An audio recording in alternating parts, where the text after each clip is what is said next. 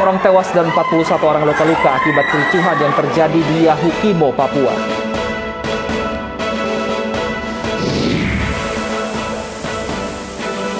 Polisi pastikan kebakaran yang hanguskan puluhan taksi di Pul di Cimahi, Jawa Barat dilakukan dengan sengaja.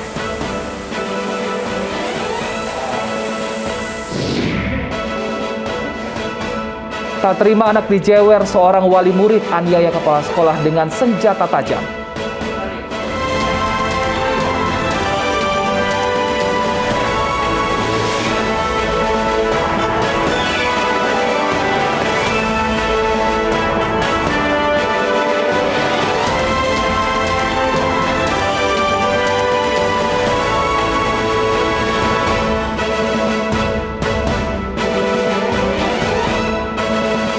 Halo pemirsa, News yang kembali hadir ke hadapan Anda bersama saya Wilson Purba. Selain 3 informasi utama tadi, redaksi kami telah menyiapkan beragam informasi menarik lainnya.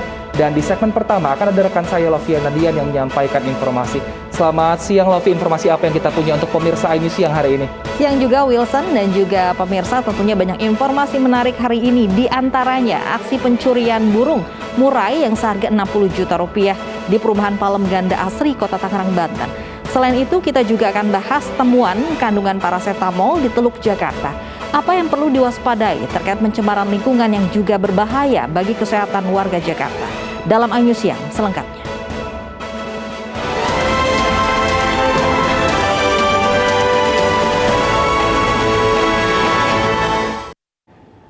Kericuhan terjadi di Distrik Dekai, Kabupaten Yahukimo, Papua. 6 orang tewas sementara 41 luka-luka akibat penyerangan ini.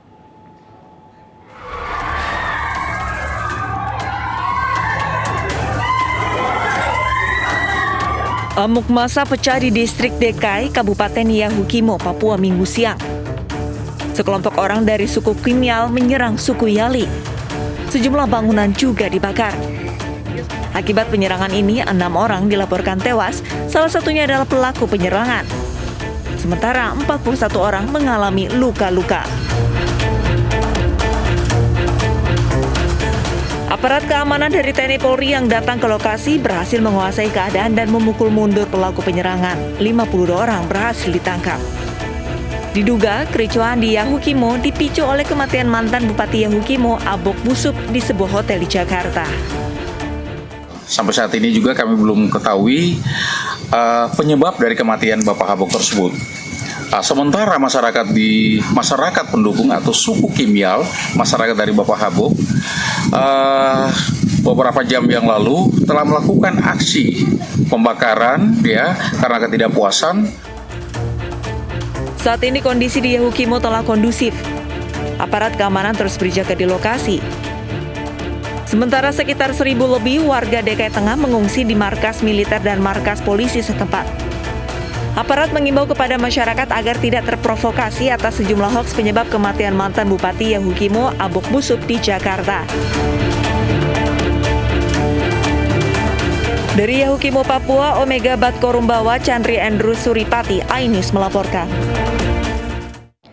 Sudah terhubung via sambungan telepon dengan Kabid Humas Polda Papua, ada Kombes Pol Ahmad Mustafa Kamal. Selamat siang, Pak Kamal. Selamat siang, Mbak Lovi. Pak Kamal, bisa diceritakan kronologis kericuan yang melibatkan 2 suku ini? Yes, kemarin kira pukul 12.45, 2 truk yang dikendarai atau ditumpangi oleh suku Kimial tiba-tiba datang ke warga suku Yali yang sedang melaksanakan kegiatan. Terus kemudian mereka melakukan penyerangan dengan membabi buta. Dengan peristiwa tersebut, rekan-rekan kepolisian mendapat informasi atau laporan dari masyarakat yang ada di sekitar TKP.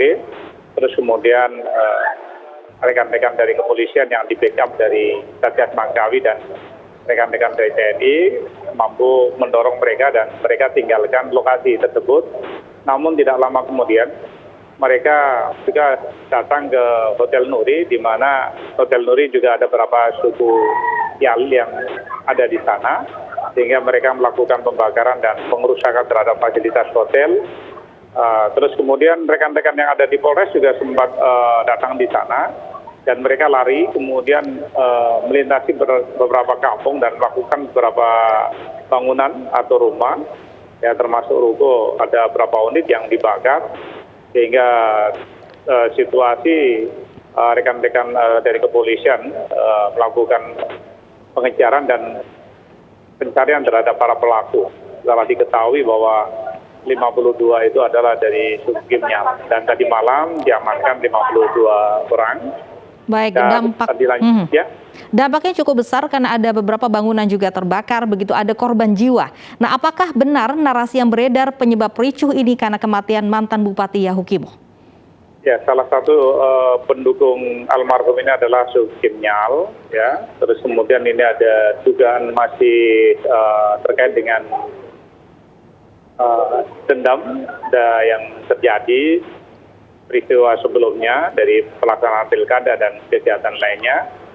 Tentu dari peristiwa itulah berkembang adanya isu yang muncul di masyarakat yang diprovokasi oleh salah satu pelaku, ya, yang sekarang masih dikejar, sehingga masyarakat yang sekitar 50-an orang itu langsung naik truk dan melakukan pengerusakan dan penyerangan terhadap beberapa fasilitas termasuk orang maupun barang.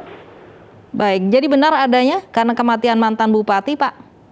Ya, sekarang lagi didalami dari keterangan 52 itu, ya. Jadi keterangan-keterangan ya dimunculkan karena wafatnya beliau. Mereka ini kan sosok pemimpin yang ada di sana yang betul-betul diikuti oleh suku Kimnyal, sehingga ketika mendapat informasi dari Jakarta terus kemudian dipoles oleh salah satu provokator, ya, yang saat ini masih dilakukan pengejaran, sehingga masa marah, terus kemudian mereka datang ke lokasi itu Yali, hingga melakukan penganiayaan dan merusakkan beberapa fasilitas lainnya. Hingga kini ada berapa banyak korban dari kericuan? Untuk yang meninggal 6 orang, kemudian luka-luka ada 40 orang, satu ya. Terus kemudian rekan-rekan dari TNI Polri dan Satgas Semangkawi masih melakukan pencarian, ya, di sekitar perkampungan yang ada di Kota Diai. Karena di sana dugaan mereka ketika rasa ketakutan lari terus kemudian ketemu dengan kelompok tentu ini yang dikhawatirkan terjadi pembantaian atau penganiayaan yang mengakibatkan meninggal atau bagaimana yang kita telusuri. Karena dari warga di sekitar Kota Diai itu 1.000 ada di Polres, terus kemudian di Koramil ada 150. Baik, sementara apakah pelaku semuanya sudah ditangkap? Apakah sudah ada penetapan tersangka juga? Jadi masih kita dalami, Mbak. Kita masih cukup waktu untuk mengurai tentang peristiwa tersebut, sehingga kita akan mengkerucut siapa-siapa dalam pelaku di sini, karena ada beberapa nama yang disebut oleh para tersangka, ya, nantinya, atau saksi-saksi yang ditangkap, sehingga kita mungkin nanti sore atau jelang malam akan ditetapkan sebagai tersangka. Tentu Baik. Ini ya hati-hati, jangan sampai kita salah mengambil, karena ini kan situasi dan kondisi memang mungkin yang bersangkutan suku Kimnyal, namun tidak mengikuti peristiwa pembantaian atau pengeroyokan yang dilakukan oleh sebagian kelompok Kimnyal terhadap suku Yali. Baik, terima kasih Kombes Pol AM Kamal, Kabid Humas Polda Papua sudah bergabung bersama kami di Anyo Siang. Diduga sopir dalam pengaruh minuman keras sebuah minibus di Pangandaran, Jawa Barat menabrak sebuah sepeda motor hingga terbalik. Saat dievakuasi, sopir minibus nyaris kabur dan diamuk massa. Sebuah minibus bernopol D1178 ACS berpenumpang 6 orang menabrak sepeda motor di Jalan Raya Pangandaran, Banjar, Jawa Barat. Minibus datang dari arah Banjar menuju Pangandaran, melaju dengan kecepatan tinggi tepat di lokasi kejadian. Minibus oleng dan menyenggol motor dari arah berlawanan hingga minibus terbalik. Warga yang menyaksikan kecelakaan tersebut langsung menolong, namun saat mobil sudah dievakuasi, sopir malah hendak kabur, namun berhasil diamankan warga dan nyaris diamuk massa. Diduga sopir minibus dalam pengaruh minuman beralkohol hingga tidak bisa mengontrol kendaraannya. Terjadi kecelakaan, Kak? Mobil dari arah utaranya belokan itu udah oleng. Bawa ke kiri, bawa ke kanan, gitu kan. Terus di depannya ada kendaraan motor, kalau nggak salah dua motor. Ya, bawa ke kiri, banting, kena ke motor. Sampai saat ini diketahui bahwa pengemudi kendaraan roda 4 dalam pengaruh minuman beralkohol dan dia kehilangan keseimbangan, sementara dari arah berlawanan datang juga melaju motor dengan kecepatan tinggi sehingga pengendara roda 4 ini berniat untuk. Polisi kembali membongkar makam ibu dan anak yang menjadi korban pembunuhan di Subang, Jawa Barat. Polisi melakukan otopsi ulang kedua jenazah untuk melengkapi bukti demi mengungkap dalang pembunuhan sadis.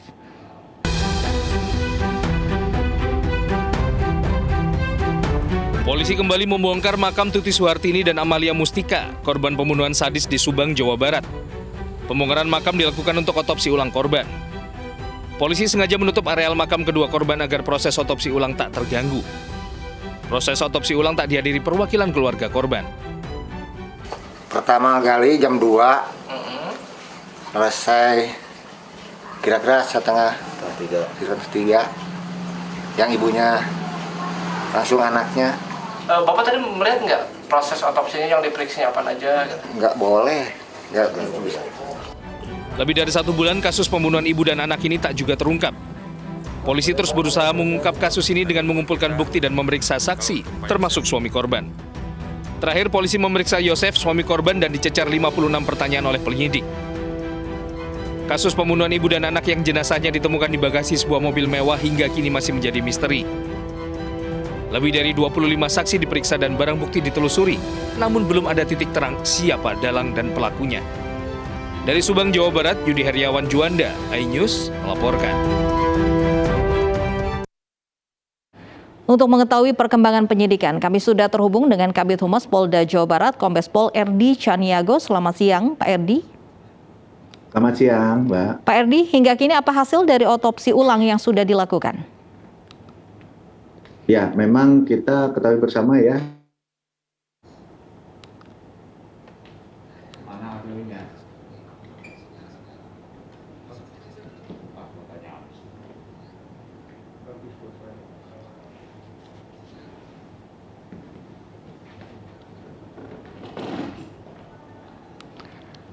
Halo Pak Erdi, kami mengalami kendala audio. Bisa diulangi lagi Pak, apa hasil dari otopsi ulang yang sudah dilakukan?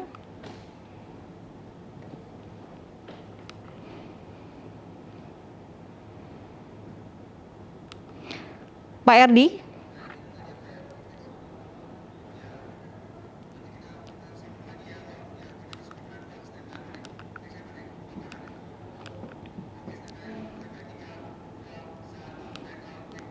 Baik, nanti kita hubungi kembali Kombes Pol Erdi Chaniago untuk mengetahui hasil otopsi dari pembunuhan di Subang, Jawa Barat.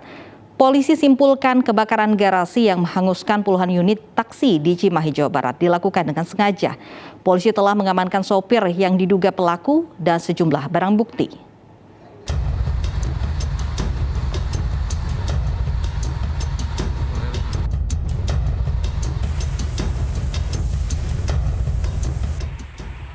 Tim Inafis dan penyidik Satreskrim Polres Cimahi mendatangi lokasi kebakaran garasi taksi di Jalan Ranca Bali guna melakukan olah TKP. Di lokasi polisi temukan tas dan juga korek api. Selain itu ditemukan pula botol yang berisi bensin yang digunakan pelaku. Dari hasil penyelidikan, polisi simpulkan ada unsur kesengajaan dalam kebakaran garasi taksi ini. Polisi telah mengamankan terduga pelaku yang merupakan sopir taksi. Secara motif kita sudah amankan tersangka. Proses modus dan sebagainya mungkin nanti dijelaskan dalam proses penyidikan. Berapa orang Pak yang sudah diamankan Pak? Sementara 1 orang yang sudah kita amankan. Sebelumnya kebakaran menghanguskan puluhan mobil di garasi taksi di kota Cimahi, Jawa Barat. Mobilnya masih terisi bahan bakar membuat api cepat membesar. Akibat kebakaran, seorang karyawan harus dibawa ke rumah sakit karena alami sesak nafas. Meski tidak ada korban jiwa, kerugian ditaksir mencapai miliaran rupiah. Dari Cimahi, Jawa Barat, Yuwono, iNews melaporkan. Tak terima anaknya dijewer kepala sekolah akibat berkelahi, seorang wali murid menganiaya kepala sekolah dengan senjata tajam. Korban dilarikan ke rumah sakit, sementara sang wali murid terancam 5 tahun penjara.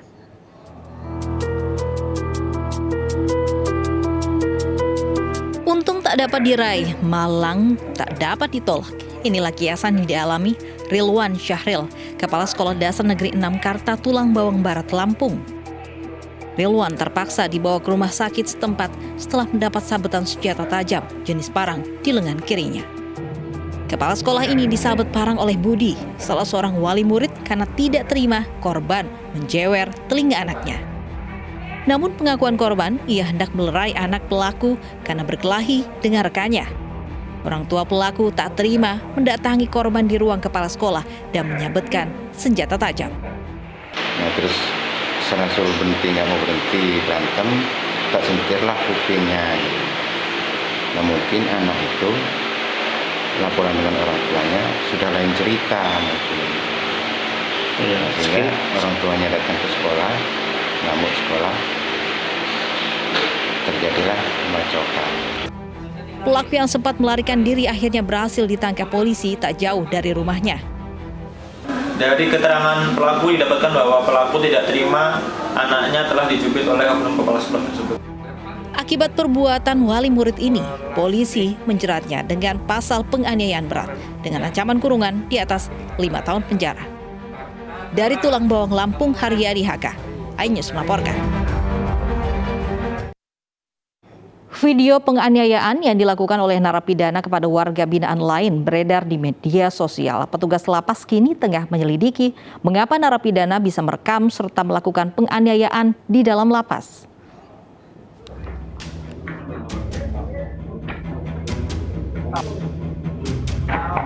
Video berdurasi 35 detik ini ramai diperbincangkan di media sosial. Dalam video, terlihat seorang narapidana memukul narapidana lainnya di kamar mandi lapas. Diketahui aksi ini dilakukan di kamar mandi lapas kelas 2A Jember, Jawa Timur. Saat dikonfirmasi melalui pesan suara, Kalapas kelas 2A Jember membenarkan hal ini. Penyebabnya karena narapidana baru tidak bisa memberikan uang sebesar 5 juta rupiah kepada napi pelaku penganiayaan. Sudah dipindah Mas ya? Sudah dipindah semuanya ya? Dua-duanya itu? Yang mukuli kan kita pindah sebelum videonya viral. Oh. Terus kita pindah ke Banyuwangi. Nah, setelah video viral perintah Dirjen Pas yang rekam sama yang mukuli dipindah. Sudah kita pindah juga. Kasus ini juga langsung ditindaklanjuti oleh kantor wilayah Kemenkumham Jawa Timur. Agar penganiayaan tidak terulang, pelaku dipindahkan ke Lapas Nusa Kambangan. Dari Jember, Jawa Timur, Bambang Sugiarto, iNews melaporkan.